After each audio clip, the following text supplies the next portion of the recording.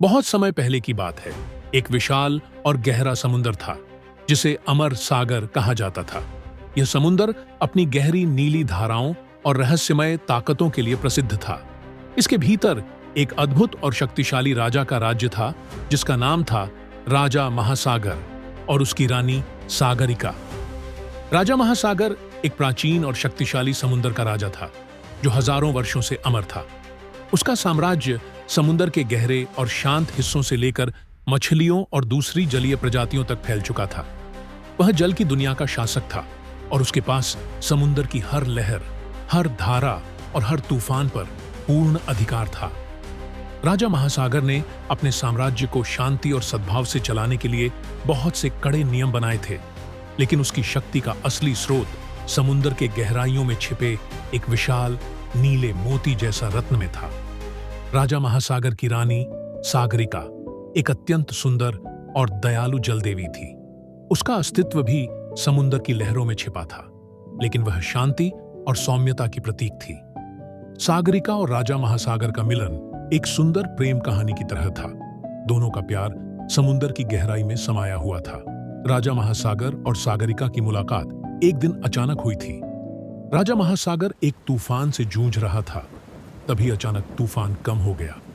जब तूफान पूरी तरह से थमा, उसने देखा कि समुद्र की लहरों में एक अद्भुत रोशनी चमक रही थी। यह रोशनी सागरिका के रूप में प्रकट हुई। सागरिका के सौम्य स्वर और उसकी तेज लहरों की लहराती आवाज ने राजा महासागर को आकर्षित किया। उसकी शांति, उसकी आत्मा का सौंदर्य और उसकी ज्ञानवर्धक बातें राजा महासागर के दिल को छू गईं। राजा महासागर ने सागरिका से मिलकर उसे अपने दिल की बात बताई और यहीं से दोनों के बीच एक गहरा संबंध बन गया। सागरिका ने भी राजा महासागर के साम्राज्य को समझा और उसकी ताकत को सराहा। दोनों ने एक दूसरे के साथ मिलकर समुद्र की शांति और सुरक्षा बनाए रखने का प्रण लिया। लेकिन समुद्र के इस शाही जीवन में एक समस्या आ गई थी। एक दिन समुद्र में एक अजीब सी हलचल शुरू हो गई। समुद्र की लहरें और तूफान पहले से कहीं ज्यादा भयानक हो गए थे। ये घटनाएं धीरे धीरे बढ़ने लगीं और समुद्र के सभी प्राणियों में डर फैल गया। समुद्र के जीव जंतु समझ नहीं पा रहे थे कि क्या हो रहा है। राजा महासागर ने महसूस किया कि कोई अज्ञात शक्ति समुद्र की गहराई में उत्पात मचाने आई है, जो उनके साम्राज्य के लिए खतरे की बात हो सकती थी। राजा महासागर ने सागरिका से इस समस्या पर विचार किया। सागरिका ने अपनी देवी शक्तियों का इस्तेमाल कर देखा कि समुद्र के गहरे हिस्से में एक रहस्यमय और खतरनाक जीव जाल बिछा रहा था। यह एक विशाल जल दानव था जिसका नाम था कालमृत। कालमृत एक अंधेरे और बुरे इरादों वाला जीव था जो समुद्र की शांति को नष्ट करने के लिए आया था। वह समुद्र की गहराई में छिपकर समुद्र के नियमों को तोड़ने की योजना बना रहा था। राजा महासागर ने तय किया कि वह अपने साम्राज्य की रक्षा के लिए इस रहस्यमय जीव का सामना करेगा। उसने सागरिका से सहायता मांगी।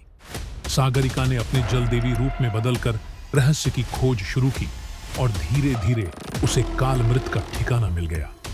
राजा महासागर और कालमृत के बीच युद्ध की शुरुआत हुई। यह एक भयंकर युद्ध था जिसमें समुद्र की लहरें तूफान की तरह घेरने लगी।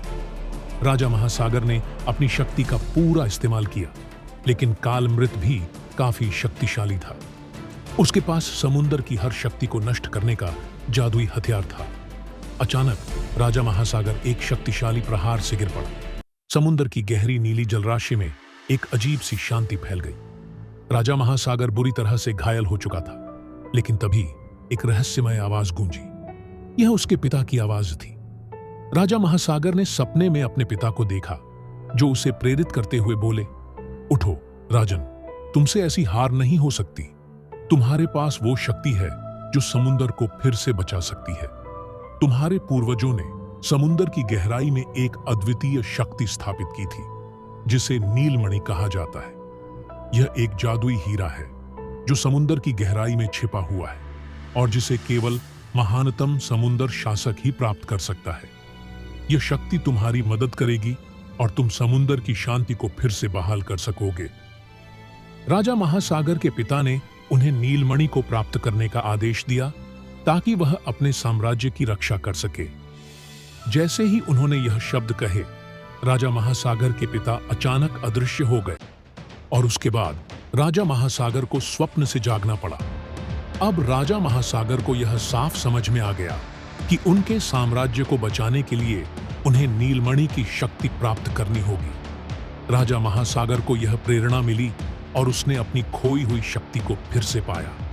उसने अपने भीतर की शक्ति को जागृत किया और काल मृत का सामना करने के लिए नए उत्साह से उठ खड़ा हुआ। राजा महासागर ने पूरी आत्मविश्वास और शक्ति के साथ उस जादुई हीरे का आह्वान किया। उसने अपने अंदर की गहरी ताकत को महसूस किया और समुद्र की गहराई में छिपे उस अनमोल हीरे को बुलाने का निश्चय किया। जैसे ही उसने अपनी पूरी शक्ति और विश्वास से हीरे का आह्वान किया, कुछ समय बाद समुद्र की गहराई से एक नीला चमकता हुआ हीरा प्रकट हुआ। वह हीरा बेहद अद्वितीय और शक्तिशाली था। जैसे समुद्र की गहरी नीली जलराशि से निकलकर उसने राजा महासागर को अपनी शक्ति और साहस प्रदान किया। अब राजा महासागर में वह ताकत थी जो कालमृत को परास्त कर सके। जैसे ही नीलमणि की शक्ति कालमृत पर पड़ी, उसका शरीर पूरी तरह से नष्ट हो गया। उस जादुई हीरे की तेज रोशनी ने कालमृत के अस्तित्व को खत्म कर दिया और उसकी सारी बुरी शक्तियां मिट गईं। उसकी काली और दुष्ट ऊर्जा एक पल में गायब हो गई, जैसे समुद्र की लहरों में समा गई हो। समुद्र की लहरें शांत हो गईं और समुद्र का साम्राज्य फिर से शांति से भर गया। राजा महासागर ने फिर से समुद्र की शांति स्थापित की और सागरिका के साथ मिलकर यह वचन लिया कि वे हमेशा समुद्र की रक्षा करेंगे। अगर आपको यह कहानी पसंद आई हो तो वीडियो को लाइक करें, चैनल को सब्सक्राइब करना ना भूलें और इसे अपने दोस्तों के साथ जरूर शेयर करें।